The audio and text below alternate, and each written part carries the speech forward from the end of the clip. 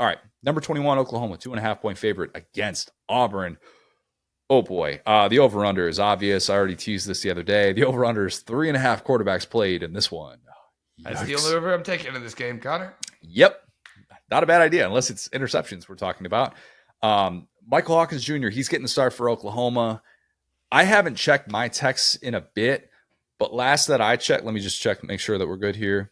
Nope, no text coming in. I'm not going to be getting the start for Auburn. We shouldn't rule it out.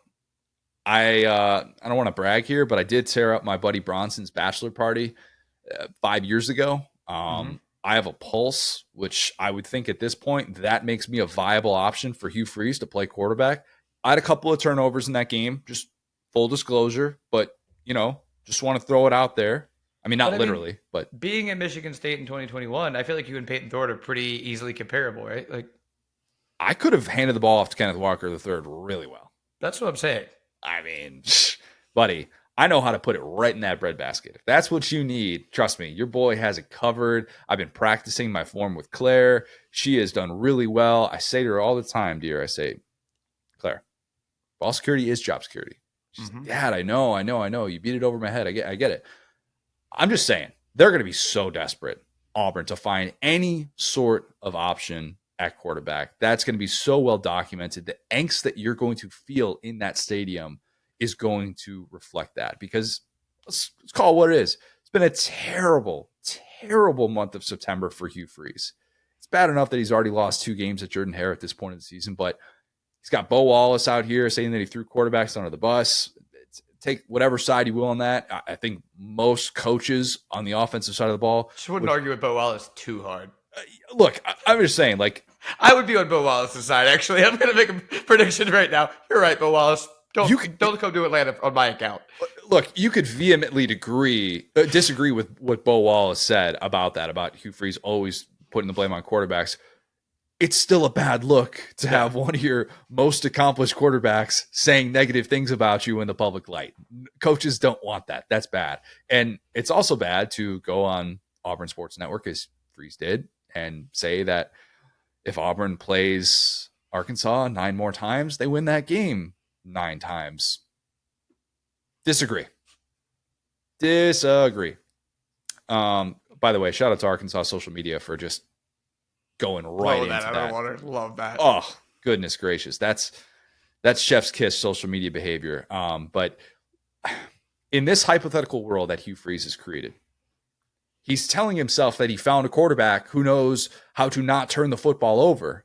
In the actual world, the one that you and I and everybody listening to this lives in, he hasn't found a quarterback who can do anything.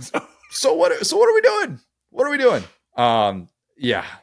Brent Venables believes that he has a quarterback who knows how to not turn the football over. He believes he has that. He believed he had that last week too, and now he's got a different quarterback he believes that about. Fair enough. We'll see how that goes. Interesting move to name Michael Hawkins Jr. the starter early in the week. I was not expecting that. I thought there'd be a little bit of gamesmanship there from a defensive-minded coach like Venables. Definitely a different guy to prepare for than Jackson Arnold. So I thought they were going to try and play it coy, and it was going to be kind of, we're going to see how these guys practice, and then we're just going to roll out our starter. I thought we were going to get some of that. We are not. But let's see how a true freshman handles that week of prep. Let's see how he handles that atmosphere, a defense that's going to game plan to face him.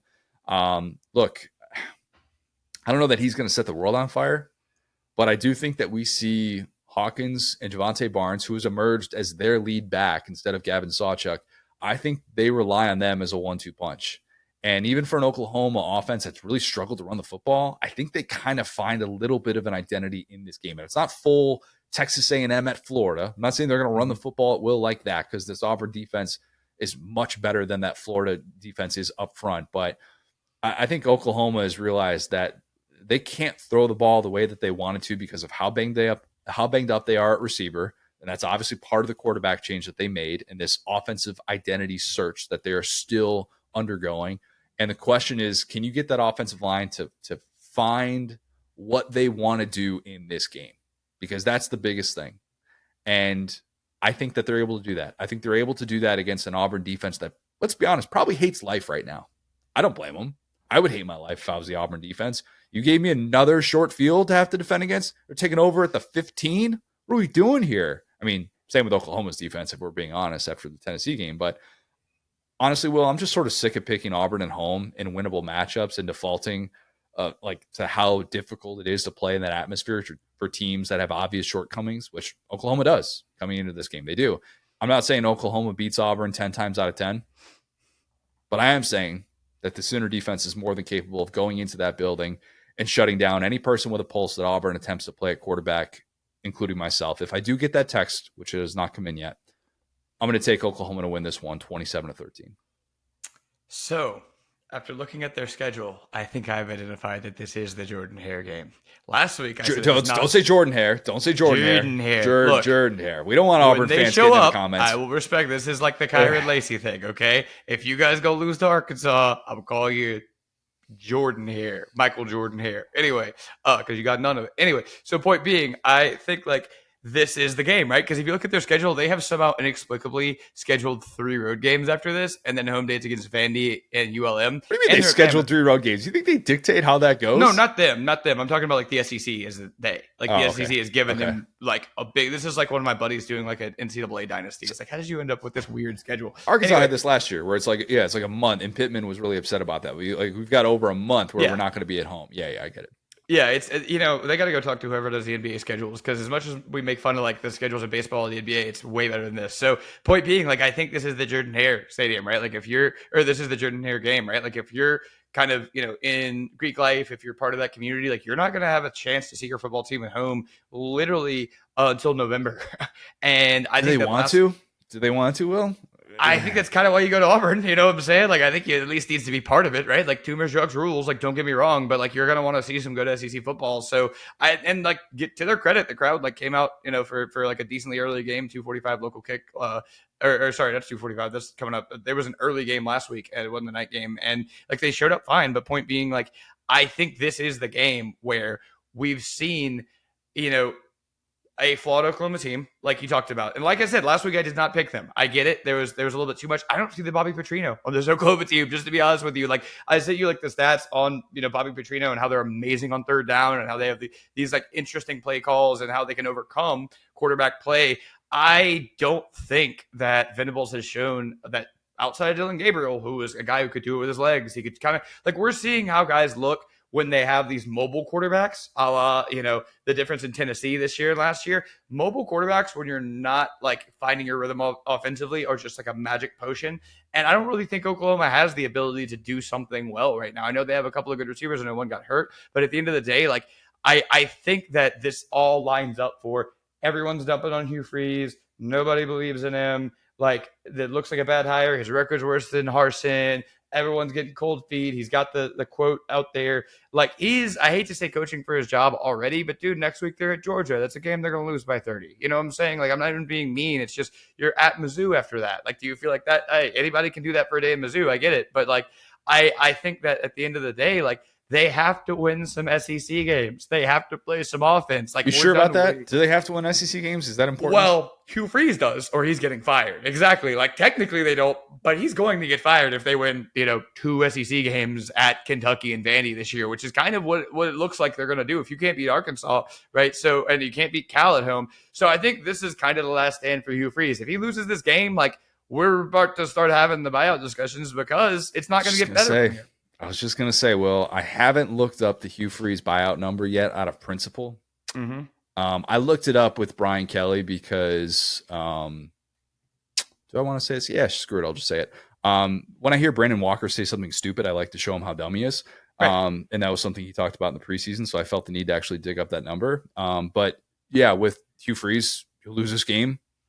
We're going to have that buyout number ready to go on Sunday. Yeah, promise. And hey, don't let Brian Kelly say that quote about 9 games, because there'll be people outside of his house and there'll be LSU fans. But point being, I think that, here's a fun little game. When you're watching NFL football on Sunday, you see a receiver make the sickest play you've ever seen. Oh, wow. DK Metcalf, Hugh Freeze guy. Yeah. AJ Brown, that's a Hugh Freeze guy. Evan Ingram hadn't done it a ton this year, but that's also technically a Hugh Freeze guy. And it's like, when is that guy that they hired going to show up? And if it doesn't happen this weekend, think he's going to get fired, man, because I don't really see it getting better. Like I said, I think that he knows. You're saying at season's end, you think at season's end, yeah. The schedule just gets worse from here. Like Oklahoma's not a team that should be able to smack you. If you get smacked by Oklahoma, kind of in the way that you've described, you're getting fired because Georgia's going to smack you. Never want to count Mizzou in for anything, but they should smack you, right?